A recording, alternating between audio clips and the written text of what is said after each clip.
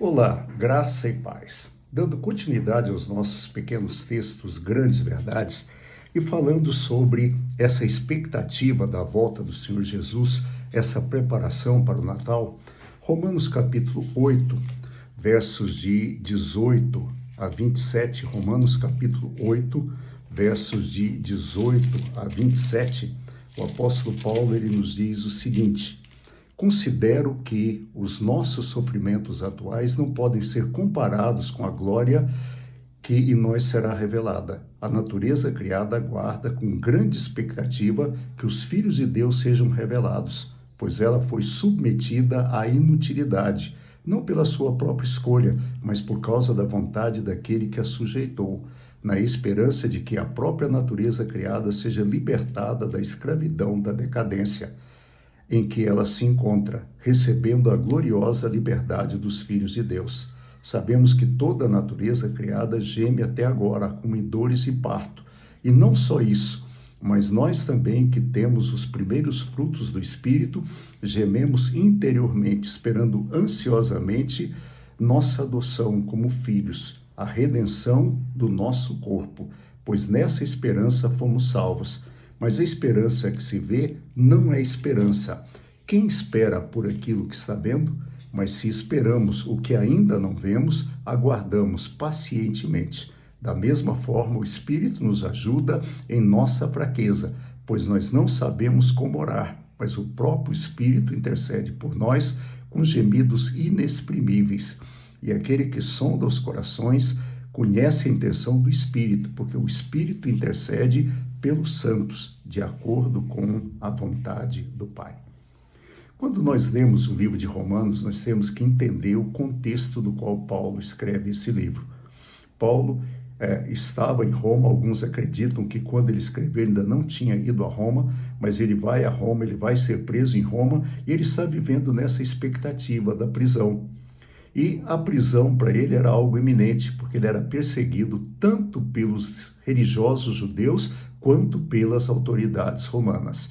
E nesse contexto de perseguição, nesse contexto de sofrimento, o apóstolo Paulo diz que o sofrimento do tempo presente não dá para comparar com a glória que ele terá em Cristo. A vida eterna com Cristo é infinitamente superior. É impossível compará-la com a nossa situação atual. Eu admiro algumas pessoas que imaginam os céus, que sonham com que o céu vai ser assim, que vai ser desse jeito, que leem Apocalipse quase que desenham uma planta dos céus. Devo dizer para vocês que eu sou tremendamente limitado nesse sentido. E eu sou limitado por uma questão muito simples. Eu acredito que o céu é algo tão lindo, mas tão lindo, que eu nunca vi nada igual. Eu não tenho a capacidade de imaginar o que vai ter ali. Por isso, eu simplesmente não imagino. Eu sei que vai ser muito bom. Eu brinco, algumas pessoas dizem que aqui é o céu, outros dizem que aqui é o inferno. E é interessante lembrarmos que aqui não é nem o céu, nem o inferno. Aqui é muito bom para ser o inferno, mas é muito ruim para ser o céu. E Paulo faz questão de dizer isso, que a vida eterna com Cristo é infinitamente superior. Mas Paulo também nos mostra no texto que, com a queda do ser humano, que é registrada lá em Gênesis capítulo 3, não só o ser humano, não só a natureza humana foi afetada, a natureza, de uma forma geral, também foi afetada. Quando Adão e Eva viviam no paraíso, não havia pragas, não havia espinhos, nada disso. A terra brotava com a maior naturalidade possível. Quando Adão e Eva pecaram, Deus disse: olha, a terra vai produzir cardos, abrolhos e espinhos. Agora você vai trabalhar duro para que você possa comer da terra. Ou seja, naquele momento, a terra foi amaldiçoada juntamente com o homem. Algumas pessoas acreditam que a salvação é pessoal, é só minha. Olha, se só o ser humano for salvo, o diabo está ganhando o jogo, porque ele destruiu a natureza e agora ela não será restaurada. Por isso é que haverá novo céu e nova terra. E nós, cristãos, esperamos ansiosamente pela vinda do Senhor Jesus. Nós temos que ter essa expectativa, Tem um irmão aqui na igreja em Taguatinga, que ele tem um amigo que diz que o cristão ele deve estar sempre com a mala preparada, porque Jesus pode voltar a qualquer instante. Eu brinco que Jesus já está escovando os dentes para voltar e nos levar.